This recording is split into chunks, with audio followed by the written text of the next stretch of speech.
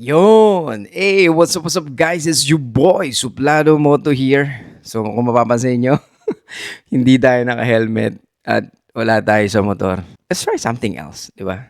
Binulatlat natin yung ano natin, yung mga nagme-mention sa atin. So may nakita tayo. Pero ito, matagal na tong videos na to eh. But anyway, so tara simulan natin. So this is interview ni Tony Gonzaga kay Papa Jack. So tara panoorin natin. Bakit bumapayag ang babaeng maging second option? So ang pagkakaintindi ko sa tanong ni Miss Tony Gonzaga is bakit pumapayag yung mga babae na second option. So ang sagot ni Papa Jack is cultural. Cultural din siya, ma'am.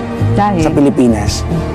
Di ba kasi sa Pilipinas, parang maglalaki lang nag-work, babae na sa bahay, tapos yung babae walang income. Pag nagloko yung lalaki, yung babae, there's no way for her to get out of the relationship kasi wala siya sariling pera eh. So may point naman siya doon. Kumbaga, in a relationship yung babae, tapos nagloko yung lalaki. So pumapayag siya na maging second option dahil wala siyang trabaho. Pero ang pagkakaintindi ko sa tanong ni Miss Tony Gonzaga, yung lalaki, may girlfriend na or may asawa, pero may mga babae pa rin pumapatol sa lalaki. Kahit second option sila. Yun yung pagkakaintindi ko. And ang sagot ni Papa Jack is cultural daw. Sabi niya kasi cultural sa Pilipinas eh. So for me, hindi ko masabing cultural kasi nangyayari din sa ibang bansa eh. So culture din ba nila yon? What I believe is, kung cultural dito sa Pilipinas, pwedeng hindi culture sa ibang lugar, tama ba? Pero we all know na nangyayari yung ganun kahit sa ibang bansa or sa buong mundo. Na merong mga babaeng willing to be a second option or to be a side chick just to be with the guy that they like or they want. Di ba? Mga ropa, for me, it's not cultural. It's more on biology. Okay? May biology ang mga lalaki at may biology ang mga babae. And we all know, may mga certain traits or characteristic na hinahanap ang mga babae sa mga lalaki. Tama? At ang mga lalaki, alam natin kung ano ang biology nating mga lalaki. Kung hindi natin titignan yung mga ibang hinahanap ng mga babae, we are here on earth just to procreate. Tama? Magparami. We are still the same with animals or we are part of animal kingdom. Di ba? Okay, ano natin? Play natin. At meron tayong turo sa yung mga nanay natin na, Yung mga lumang... sa'yo naman umuwi. Matatangahan ako nun. Ladies, ganito. Lagi kayong may options pagdating sa relationship na gusto nyo. Actually, kayo ngayon pumipili ng lalaki na gusto nyong makabembang sa inyo or yung gusto nyo na makapasok sa buhay nyo. 'Di ba? Kaming mga lalaki, most of the time, we choose yung mga babae na nagre-reciprocate sa amin. But still, we are the one giving the relationship. 'Di ba? So, we are the gatekeeper of the relationship. Women are the gatekeeper of sex. So, kung titingnan mo dito sa pag-uusap nilang dalawa, I think, hindi natin masasabi na tama, hindi rin natin masasabing mali yung sinasabi niya. Pero, like I said, we have the biology na sinusunod natin. Okay? We have primal urge. Meron tayong urge. Kagaya nga na sinasabi ko, mga ropa, meron tayong hinahanap sa babae at ang mga babae, merong hinahanap sa ating mga lalaki. Ano yun? Tandaan nyo, women are emotional creatures, di ba? Lagi natin sinasabi yan sa mga vlog natin.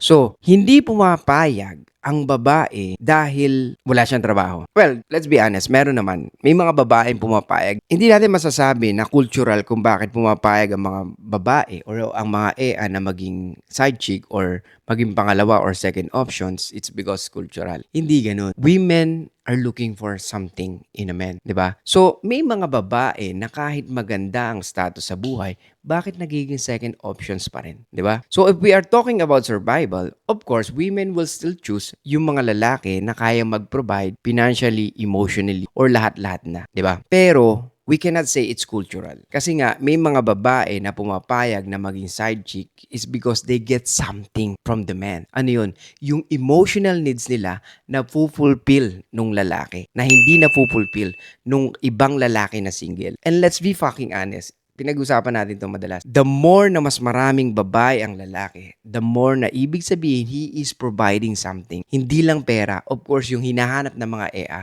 which is emotion, di ba? Kasi kung ikaw bilang lalaki, magaling kang mag-pull ng EA, ibig sabihin, malupit ka kung paano kumausap ng EA. Hindi mo sila pino-force to be attracted sa'yo. Kumbaga, you have certain characteristic na hinahanap ng mga EA, kaya yung mga EA, gustong-gusto ka na makasama or just to be with you, di ba? So, hindi po cultural ang pagiging side chick ng mga babae. Okay? It's biology for women to find a guy na merong kayang i-provide sa kanya. Not only financially, of course, ang pinaka-importante sa lahat, emotionally. Let's be fucking honest. A man that has no money can still find a woman na pwede maging loyal sa kanya. As long as he providing something, especially the emotions. The woman na talagang hot, maganda, sexy, and that woman can be faithful or loyal sa kanya.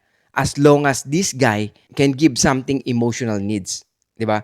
Or if this guy can fill the gap na hinahanap ng mga kababaihan sa bawat kalalakihan, 'di ba?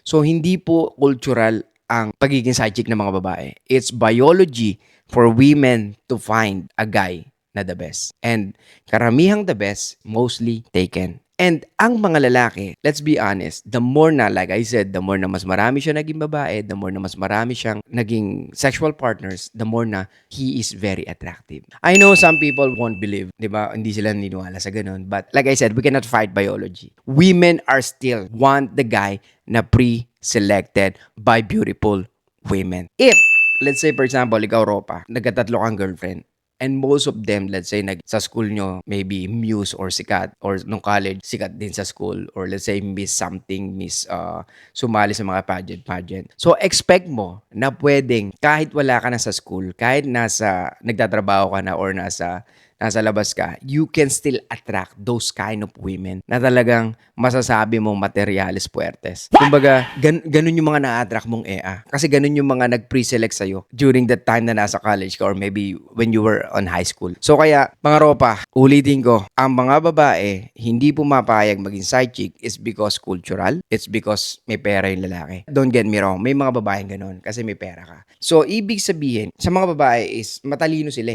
Matalino sila maghanap ng lalaking talagang the best. However, yun nga, mostly na nakikita nila ay already taken or talagang hindi sila seseryosohin. Siyempre, ikaw man yung the best na guy, would you settle or would you be in a relationship kung alam mo na you can have multiple relationship or kung may willing naman ng mga babae na to be with you kahit meron ka ng iba. So, it's not cultural. It's biology. So, yun pa. Sinabi niya is natatangahan nga siya dun sa mga babae na kaya mo na sa'yo naman umuwi. Hindi yun yung reason eh. Yun lang yung mga karamihang kayang sabihin ng ibang babae sa kapwa nila babae, which is women empowerment, di ba? Kumbaga, mostly based on how they feel, okay? So, pumapayag ang mga EA, like I said, because the guy is not only giving money. Of course, the guy is also giving emotional needs ng kanyang EA. So, hindi mag-i-stay ang babae, regardless kung mayaman ka, kung gwapo ka, if you don't know how to make women feel something. Okay? Kung hindi niya naiisip or kung wala sa isip niya na kung anong meron ka, of course, it's easy for her to find another guy. Pero kung alam niya kung ano yung pwedeng mawala sa kanya, especially yung nararamdaman niya pagkasama ka, yun ang hindi niya kaya. She would rather accept na may EA ka. For her, it's acceptable kahit may EA ka as long as hindi ka mawala sa kanya. I know it sounds crazy,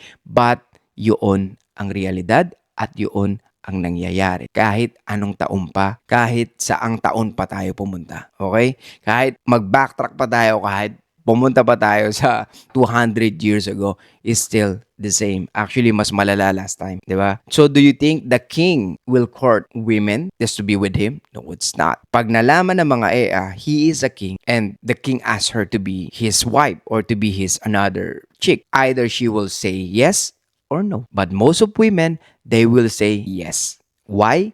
Because he is the king. And the king needs a queen. And if you are a queen, you will get something that most of women never get. Okay? Kaya nga hindi pera. Kaya sumasama ang EA sa lalaki. Okay? It's more on about status, power na kayang ibigay ng lalaki sa kanya. Okay? So yun lang guys. Thank you so much. I'll see you guys next time. And bye-bye.